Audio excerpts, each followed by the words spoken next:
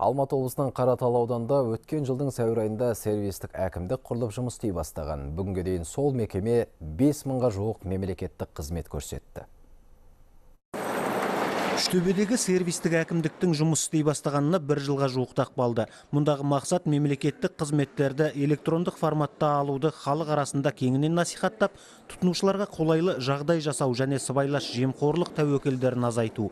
Өйткені қала әкімінен бастап сервистік әкімдіктің қатардағы қызметкерлеріне дейін қабырғасы әйнекпен бөлінген кабинеттерде отыр. Жергілікті тұрғындарға олардың жұмыс барысындағы әрбір әрекеті айнадағыдай көрініп тұр. Әрине, алғашында бас кезінде ыңғайсыздау болды. Келген тұрғындардан да неше түрлі сұрақтар түсетін. Осы жер ме, сіз отыратын жеріңіз сіз бе әкім деген. Қазір енді келе-келе үйреніп жатырмыз. Ал енді қазір қарап отырсаңыздар, барлығы көрініп тұрғаннан кейін қызмет көрсетуші де, қызмет алушы да басқадай немен ой пікірменен бәрі былайша айтқан кезде ыңғайлы деп ойлаймын. Мұнда келген әрбір тұрғын өздерін толғандырған сұраққа лезде жауап алып, түйткілді мәселелерінің шұғыл шешіліп жатқанына дән риза. Бұрынғы әкімшілік кедергілер жоқ. Ол өз кезегінде уақытты ұтымды әрі тиімді пайдалануға оң әсер етіп отыр. Сервистік әкімдік мына өте тиімді. Себебі мына жақта очередь болмайды.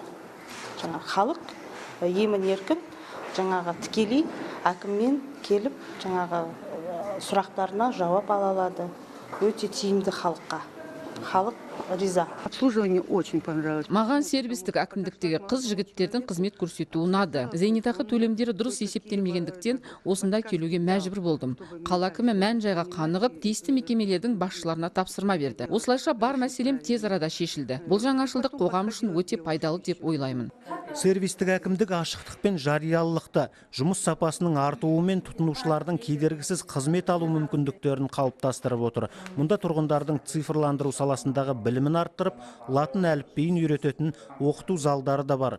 Болашақта бұл тәжірибе еліміздің барлық өңірлерінде жүзеге аса бастайды деген сенімдеміз дейді үштөбеліктер. Ардақ Айбарұлы, Олжас Байбосынов, Алматы облысынан, Хабар 24.